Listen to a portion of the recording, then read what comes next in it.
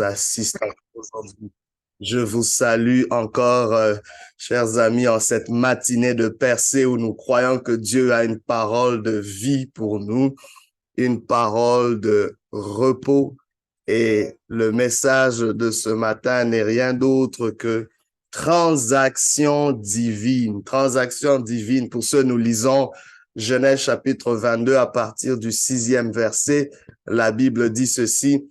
Abraham prit le bois pour l'Holocauste, le chargea sur son fils Isaac et porta dans sa main le feu et le couteau.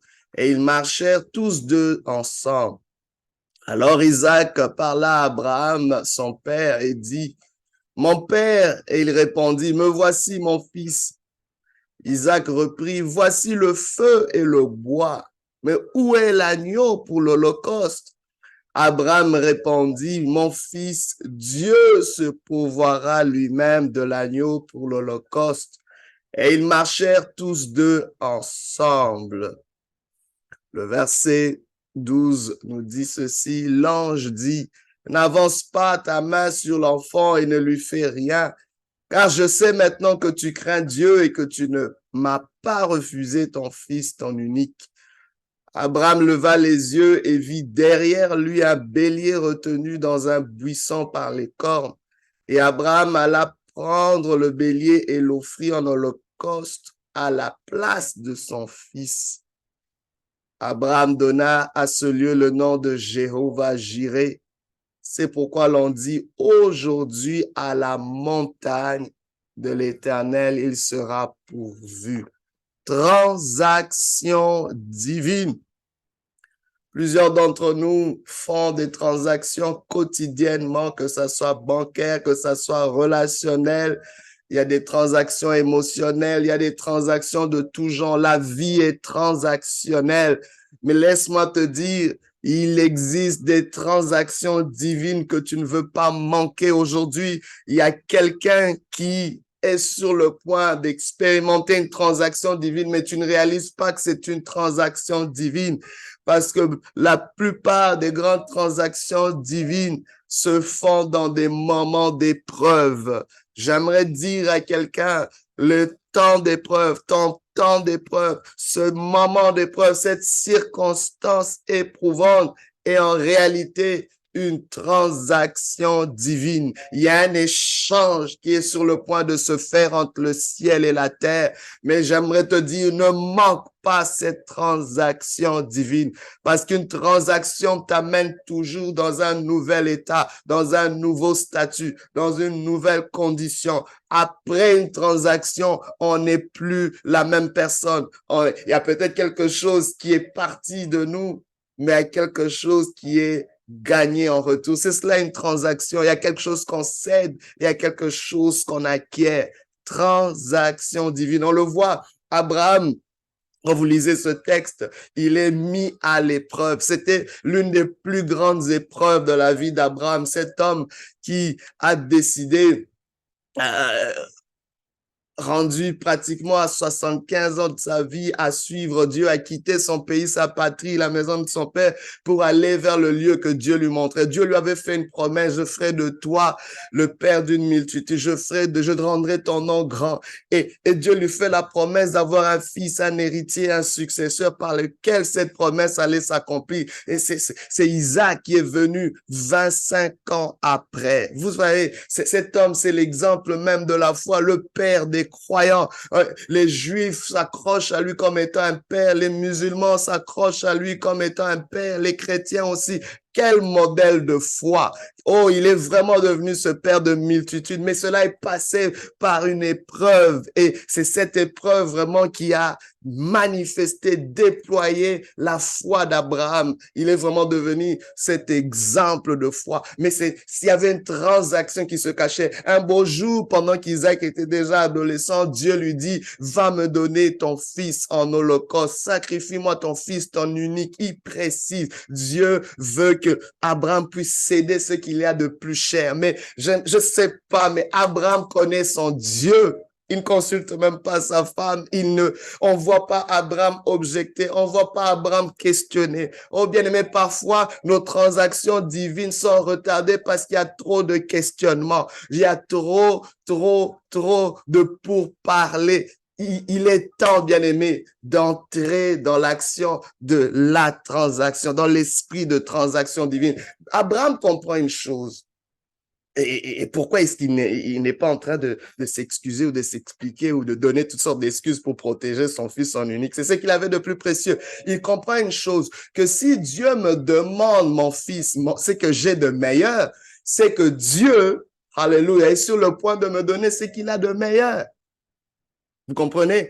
Et dans la mentalité d'Abraham, il dit ça doit être une transaction. C'est dur, c'est une épreuve, mais avec Dieu, c'est une affaire de transaction. C'est une transaction divine. C'est Dieu qui m'a donné ce fils et c'est vrai qu'il peut le reprendre, mais il m'a donné pour une raison. Il a donné cet enfant pour faire de moi le père d'une multitude. Sans cet enfant, je ne suis plus père d'une multitude. Donc, quelque part, Dieu doit tout faire pour honorer sa parole parce que Dieu n'est pas un homme pour mentir. J'aimerais te dire, la meilleure personne avec qui tu peux faire une transaction, c'est Dieu. Les hommes peuvent faillir, les hommes peuvent faire défaut au point de transaction, ils peuvent se retirer. Quelqu'un t'avait promis le mariage, il peut changer d'avis. Quelqu'un t'avait promis, je sais pas, un contrat d'affaires, il peut changer d'avis. Il peut résilier son contrat. Mais laisse-moi te dire, il existe un Dieu qui honore ces transactions. J'aimerais que tu puisses faire affaire avec ce Dieu. J'aimerais que tu puisses comprendre que dans les moments d'épreuve, les moments où tu es poussé à donner ce que tu as de meilleur, à donner ce que tu veux garder. C'est l'épreuve d'Abraham, c'était ça. On te demande de donner, de céder ce que tu veux garder. Que fais-tu quand tu es sur le point de perdre ce que tu as de plus cher? Dieu te dit transaction divine. C'est le moment de faire une transaction divine. Laisse-moi te dire, dans cette transaction divine, Abraham a compris qu'il fallait absolument avoir confiance en Dieu parce que une transaction viable est basée sur la confiance. Est basée sur la confiance. J'aimerais vous dire, quand on fait des transactions avec la banque, c'est basé sur la confiance. On va vérifier votre crédit, on va vérifier votre crédibilité. Êtes-vous digne de confiance? Parce que sans la confiance, il n'y a pas lieu de faire une transaction. Et aujourd'hui, beaucoup ont mal parce que sont blessés parce que vous êtes entré dans une transaction là où il n'y avait pas de confiance, là où la confiance n'a pas été validée, éprouvée. C'est pour ça que derrière chaque épreuve, Dieu cache une. Parce que Dieu voulait valider la confiance d'Abraham. Et Abraham aussi était sur le point de réaliser combien Dieu est fidèle à sa parole. Alors, laisse-moi te dire que nous sommes dans cette transaction divine, c'est vraiment une saison qui demande de la confiance. C'est une saison de confiance où Dieu t'appelle à croire à ce que tu ne vois pas. Et au lieu de parler de ce que tu vois. Vous voyez? Abraham a cru à quelque chose qu'il ne voyait pas. Dans le livre d'Hébreux, on va nous dire qu'il croyait que Dieu était suffisamment puissant pour ressusciter les morts afin de ne pas faillir à sa promesse. Waouh! Quelle imagination, quelle foi! Et c'est le moment, bien aimé, parce que devant l'épreuve va te faire miroiter des choses et ta langue, ta bouche va toujours être tentée à dire ce que tu vois. Mais laisse-moi te dire, ce que tu vois n'est pas tout ce qu'il y a. Dieu veut que tu puisses entrer dans une transaction divine avec un Dieu que tu ne vois pas. Crois, la Bible déclare, heureux ceux qui croient sans avoir vu. Il est temps de faire confiance quand tu sens que ton poids est trop élevé. Alors, j'aimerais vous dire, Abraham prend le chemin, il prend son fils Isaac qui est adolescent, il amène le feu, le couteau, il amène le bois, il a ses serviteurs. Et à un moment, quand ils arrivent vers la montagne que Dieu avait indiquée, il laisse ses serviteurs. Il dit, je veux adorer avec le Fils. Dans ces contrées, l'adoration se faisait toujours par un sacrifice. Mais personne ne questionne jusque-là où est l'Holocauste, où est l'animal qu'on va sacrifier. Ils ont laissé Il a laissé son territoire avec plein d'animaux qu'il pouvait prendre pour sacrifier, mais il n'en amène aucun parce que le sacrifice était déjà là, c'était son fils. Et son fils adresse le fameux éléphant qui est dans la pièce que personne ne veut adresser. Le fils demande, Père, je vois le couteau, je vois le bois, je vois le feu, mais où est l'Holocauste? Oh, j'aime Abraham dans sa confiance en Dieu. Abraham, oh my God, il va relayer les choses à Dieu. Il dit, à ce niveau, si c'est pas à mon niveau, mon fils, c'est au niveau de Dieu. Il dit, Dieu s'en occupera. Dieu se pourvoira lui-même de l'Holocauste. Oh my God, Abraham était en train de prophétiser. Dans cette transaction divine, Dieu attend des hommes et des femmes qui vont prophétiser, qui vont dire les paroles de Dieu, qui vont mettre le crédit sur Dieu, qui vont mettre toute leur confiance en Dieu. Il dit, Dieu s'en occupera. Pourvoira, ça veut dire Dieu s'en occupera. Dieu verra. Dieu verra d'avance. Dieu s'en est déjà chargé. Oh, bien aimé. Et quand tu fais cette transaction où tu mets ta confiance en Dieu, ça prend un sacrifice de louange. Abraham est en train d'honorer Dieu. Abraham est en train de sacrifier Dieu. Un sacrifice de louange, c'est quand tu loues Dieu malgré ta condition. Oh my God, il y a une condition qui pouvait te fermer la bouche. Il y a une condition peut-être qui te fait pleurer, mais tu loues Dieu pareil. Il y a une condition peut-être où tu as les poches vides, mais tu loues Dieu pareil. Il y a une condition peut-être où tu es complètement dénudé, où tu es complètement désabusé. On t'a manqué du respect. Tu ne te sens plus digne, mais loue Dieu, loue Dieu. Le sacrifice de louange, c'est de louer Dieu pour l'invisible. Alléluia. Afin que Dieu puisse faire l'impossible. Oh my God. C'est quelque chose de très important. Ce sacrifice de louange, c'est aussi faire confiance en Dieu, même quand il n'y a pas de détails. Parce que quand je vois cette transaction divine, je vois aussi Isaac, excusez-moi, qui est impliqué dans cela. Isaac reçoit cette réponse-là de la part de son père. Il est intelligent. Il pouvait encore challenger son père, mais il le challenge pas parce qu'il fait confiance à son père et il fait confiance à la foi de son père par rapport à Dieu parce qu'il avait entendu cette histoire. On lui disait, mon fils, Dieu nous avait promis que tu allais venir. On t'a attendu pendant 25 ans. Il connaissait cette histoire, mais il va plus loin. Le fils a le bois. La Bible déclare, Abraham chargea le bois sur son fils. Le fils a le bois et j'aimerais te dire, plusieurs sont en train de porter une charge, mais dans cette transaction, Dieu veut que tu puisses te décharger de lui.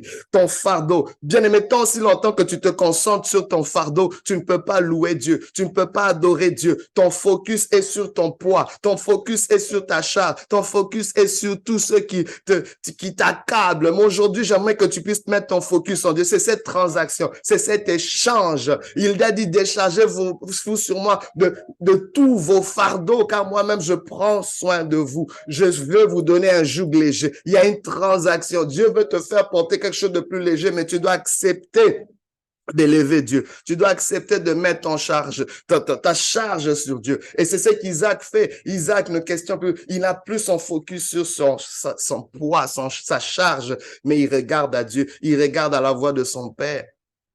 Et c'est quand ils arrivent et quand le père est sur le point de mettre son couteau sur le fils, de le sacrifier, l'ange de l'Éternel lui dit, Abraham, arrête, ne mets pas la main sur ton fils. Maintenant, je sais que tu me crains. Maintenant, je sais que, oh my God, le Seigneur a établi la foi, la confiance d'Abraham. Dans cette transition divine, Dieu veut simplement voir ta foi. Est-ce que je peux te faire confiance? Je suis sur le point de te bénir. Je suis sur le point de te faire quelque chose de grand. Bien-aimé, Dieu te bénira toujours au niveau de ta confiance, au niveau de ta capacité de gérer sa bénédiction. Et la meilleure façon de gérer sa bénédiction, c'est en dépendant de lui, en lui faisant confiance. Et Dieu dit, non, non, non, non, Abraham, je le jure, je te bénirai. Je sais que je peux te faire confiance. Et quand Abraham lève les yeux, c'est là qu'il voit un bélier attaché par les cornes dans les buissons. C'était le substitut. Il dit, voici l'Holocauste. Dieu, comme tu l'avais prophétisé, moi-même, je m'en occuperai. Voici, il a sacrifié à la place de son fils. Elle a dit, on a appelé ce lieu Jéhovah Jireh, c'est-à-dire le lieu de transition, le lieu où Dieu nous rencontre, le lieu où Dieu s'occupe de tous nos fardeaux parce que nous lui faisons confiance. Bien aimé, le nom de Dieu, c'est pas Jéhovah Jireh, mais il a donné le nom de ce lieu. Ce lieu s'appelle Jéhovah Jireh. Le Jéhovah Jireh, c'est chaque lieu où tu oses mettre ta confiance en Dieu,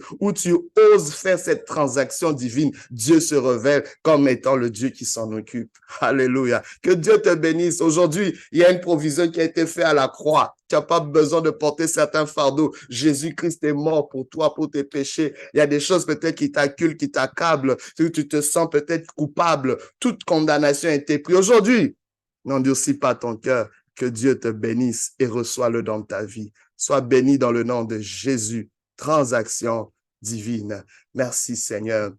Alléluia.